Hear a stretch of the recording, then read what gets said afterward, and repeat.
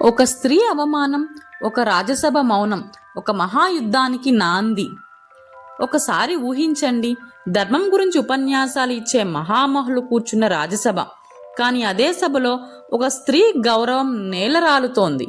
ఆమె ప్రశ్నిస్తోంది, ఇది ధర్మమా? కానీ సమాధానం నిశ్శబ్దం. ఆ రోజు హస్తినాపురంలో జరిగినది కేవలం ఒక అవమానం కాదు, అది ఒక మహాయుద్ధానికి బీజం. ఈరోజు మనం ఆ కథలోకి అడుగు పెడదాం. జూడక్రీడ ఎలా మొదలైంది? ఎందుకు ఒక ధర్మరాజు తప్పు చేశాడు? ఎందుకు పెద్దలు మౌనం పాటించారు? ఎలా భక్తి అధర్మాన్ని ఓడించింది? ఎలా ఆ అవమానం 18 రోజుల రక్తపాతానికి దారి తీసింది? ఇది కేవలం పురాణం కాదు, ఇది మన జీవితాలకు అద్దం. ఇంద్రప్రస్థం, పాండవుల రాజ్యం, సంపద, శాంతి, ప్రజల ఆనందంతో కలకలలాడుతోంది. ఈ వైభవాన్ని చూసి అసూయతో మండిపోయినవాడు దుర్యోధనుడు. అతని మనసులో ఒకే ఆలోచన, ఇవాళ వారు, రేపు నేను. అతని కుట్రల వెనుక మేధావి శకుని పాచికలు మాయపాచికలు. జూదానికి ఆహ్వానించబడినవాడు యుధిష్ఠిరుడు. ధర్మరాజు అయినా జూదంపై బలహీనత కలిగినవాడు. మొదట ధనం పోయింది, తర్వాత ఆస్తులు, తర్వాత సోదరులు. ప్రతి ఓటమి తర్వాత ఆగాల్సింది, కానీ అతను ఆగలేదు. చివరికి ద్రౌపదిని పణంగా పెడతాను. అక్కడే చరిత్ర మారిపోయింది. జూదంలో గెలిచిన వెంటనే దుర్యోధనుడు గర్వంతో ఊగిపోయాడు. దాసి అయిన ద్రౌపదిని సభలోకి తీసుకురండి అని ఆ ఆజ్ఞను అమలు చేసినవాడు దుశ్శాసనుడు. ద్రౌపది అప్పుడు ప్రశ్నించింది, తన్నే ఓడిపోయినవాడు తన భార్యను పణంగా పెట్టే హక్కు ఉందా? ఆ ప్రశ్న రాజసభ గోడలను కంపించింది. దుశ్శాసనుడు ఆమె జుట్టు పట్టుకొని సభలోకి లాగాడు. సభలో ఉన్నవారు భీష్ముడు, ద్రోణాచార్యులు, విదురుడు మాత్రమే అభ్యంతరం చెప్పాడు. భీష్ముడు ధర్మ సంకటంలో పడ్డాడు. ద్రోణుడు రాజు పక్షాన నిలబడ్డాడు. కానీ ఎవరు గట్టిగా ఆపండి అనలేదు. ఆ మౌనం మహాయుద్ధానికి కారణమైంది. దుర్యోధనుడు తన తొడను కొట్టి ద్రౌపదిని కూర్చోమన్నాడు. దుశ్శాసనుడు ఆమె వస్త్రాన్ని లాగటం ప్రారంభించాడు. సభలో నవ్వులు, పాండవులు తలదించుకోవటం. ద్రౌపది మొదట తన వస్త్రాన్ని కాపాడుకునేందుకు ప్రయత్నించింది. తర్వాత చేతులు ఎత్తి ప్రార్థించింది. గోవిందా అని ఆమె పిలిచింది. ఆ క్షణంలో కృష్ణ కటాక్షం పడింది. ఆమె చీర అనంతంగా మారింది. ఎంత లాగినా అంతా పెరుగుతోంది. దుశ్శాసనుడు అలసిపోయాడు. అధర్మం తల వంచింది. భక్తి గెలిచింది. భీముడు ప్రతిజ్ఞ చేశాడు, దుశ్శాసనుడి రక్తం తాగుతాను. అర్జునుడు యుద్ధానికి సిద్ధమయ్యాడు. ద్రౌపది తన జుట్టు కట్టేది ప్రతీకారం తర్వాతే అని సంకల్పించింది.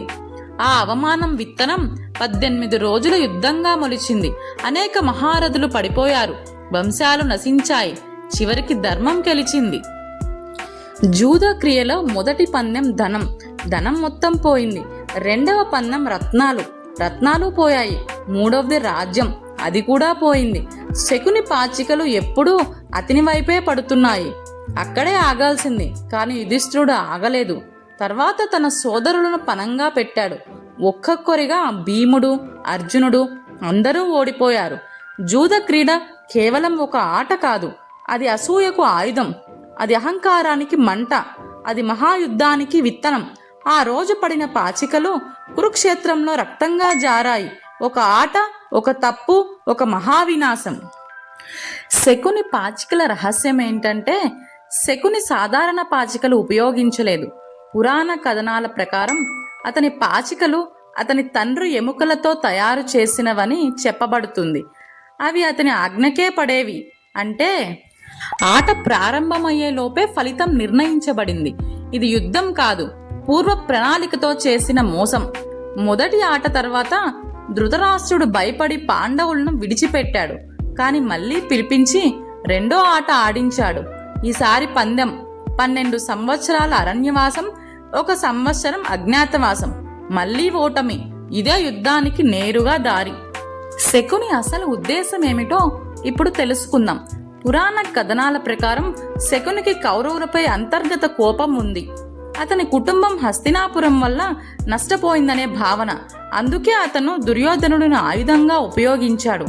అతని లక్ష్యం కేవలం పాండవులను ఓడించటం కాదు, కురువంశాన్ని అంతం చేయడం. జూద క్రీడ వల్ల పాండవుల గౌరవం దెబ్బతింది. ద్రౌపది అవమానించబడింది. భీముడు ప్రతిజ్ఞ చేశాడు. కౌరవుల అహంకారం పెరిగింది. ఇది యుద్ధానికి మానసిక స్థితి. రాజసభలో రాజసింహాసనంపై ధృతరాష్ట్రుడున్నాడు. అతని పక్కన దుర్యోధనుడు, ముందు వరుసలో భీష్ముడు, ద్రోణాచార్యుడు, విదురుడు అందరూ కూర్చొని ఉన్నారు. సభలో నిశ్శబ్దం. విదురుడు నిలబడి అన్నాడు, ఇది ధర్మానికి విరుద్ధం. ఒక బానిసకు హక్కు ఉండదు. అతను తన భార్యను పణంగా పెట్టలేడు. అతను దుర్యోధనుడిని హెచ్చరించాడు, ఈ అన్యాయం కురు వంశాన్ని నాశనం చేస్తుంది అని. కాని దుర్యోధనుడు నవ్వాడు, వినలేదు. కర్ణుడు కఠినంగా మాట్లాడాడు, 5గురి భార్య, ఆమెకు ప్రాతిపత్యం లేదు. ఆమెను దాసిలా చూడాలి. ఈ మాటలు సభలో మరింత అగ్ని రాజేశాయి. భీముడు గర్జించాడు, కాని బానిసగా ఉన్నందున ముందుకు రాలేదు. చివరకు ధృతరాష్ట్రుడు భయపడ్డాడు. అతను ద్రౌపదిని ఆశీర్వదిస్తూ అన్నాడు, నీ కోరికలు కోరుకో. ద్రౌపది అడిగింది, నా భర్తల విడుదల కావాలి, వారి ఆయుధాలు తిరిగి ఇవ్వాలి అని. ఆమె తన కోసం కాదు, భర్తల కోసం కోరింది. ద్రౌపది సభలోకి రాకముందే పరిస్థితి ఉద్రిక్తంగా ఉంది. జూద క్రీడలో ఓడిపోయిన వారు యుధిష్ఠిరుడు, భీముడు, అర్జునుడు. ఇప్పుడు ప్రశ్న, వాళ్ళు ఇక రాజులు కాదు అంటే సభలో వాళ్ళ స్థానం ఏమిటి? సభలోని మానసిక పరిస్థితి ఎలా ఉంది అంటే, కౌరవులు విజయం మత్తులో ఉన్నారు. పాండవులు అవమానంతో నిశ్శబ్దంగా ఉన్నారు. పెద్దలు ధర్మ సంకటంలో ఉన్నారు. ఇక్కడే మొదటి పొరపాటు జరిగింది.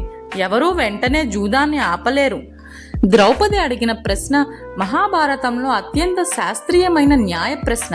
ఆమె వాదన 3 దశల్లో ఉంది. స్వామ్య హక్కు. యుధిష్ఠిరుడు తన స్వేచ్ఛ కోల్పోయిన తర్వాత నాపై హక్కు ఎలా ఉంటుంది? వివాహ ధర్మం. భార్య అనేది వస్తువా లేక సహధర్మచారినా? సభధర్మం. రాజసభలో స్త్రీని ఇలా పిలవడం ధర్మమా? భీష్ముడు ధర్మాన్ని బాగా తెలిసినవాడు. కాని అతని ప్రతిజ్ఞ హస్తినాపుర సింహాసనానికి విధేయత. ఇక్కడ అతను 2 ధర్మాల మధ్య చిక్కుకున్నాడు, రాజధర్మం, న్యాయధర్మం. అందుకే అతను అన్నాడు, ధర్మం సూక్ష్మం. ఇది నిజానికి అతని బలహీనత. కర్ణుడు, అతని మాటలు సభలో అగ్ని రాజేశాయి. అతని ఆలోచన, పాండవులు ఓడిపోయారు, అందువల్ల ద్రౌపది కూడా ఓడింది, ఆమెను దాసిలా చూడాలి. ఇది వ్యక్తిగత కోపం ప్లస్ దుర్యోధనుడిపై అతని విధేయత. కర్ణుని ఈ వ్యాఖ్యలు భీముడు కోపాన్ని పెంచాయి. వస్త్రాపహరణం జరిగిన తర్వాత సభలో 3 భావనలు తలెత్తాయి. భయం, అపరాధ భావన, రాజకీయ ఆలోచన. ఇక్కడే దుర్యోధనుడి విజయం చల్లబడింది. ఈ సంఘటనలో 5 ప్రధాన తప్పులున్నాయి. 1 అసూయ, 2వది వ్యసనం, 3వది రాజకీయ మౌనం, 4వది ధర్మ అస్పష్టత, 5వది అహంకారం. ఈ 5 కలిసి కురుక్షేత్రానికి దారి తీశాయి. జూదం అనేది ఒక మానసిక యుద్ధం. జూదం కేవలం ఆట కాదు, అది మానసిక బలహీనతల పరీక్ష. శకుని పాశాలు సాధారణం కావు. అవి కేవలం కట్టెలు కాదు, అవి కుట్రల ప్రతీక. ధర్మరాజు ప్రతి ఓటమి తర్వాత లోపలే కూలిపోతున్నాడు, కానీ ఆగలేదు. ఎందుకు? అతని మనసులో ఒక తప్పు భావన, ఒక్కసారి గెలిస్తే అంతా తిరిగి వస్తుంది. ఇదే జూదం యొక్క ప్రమాదం.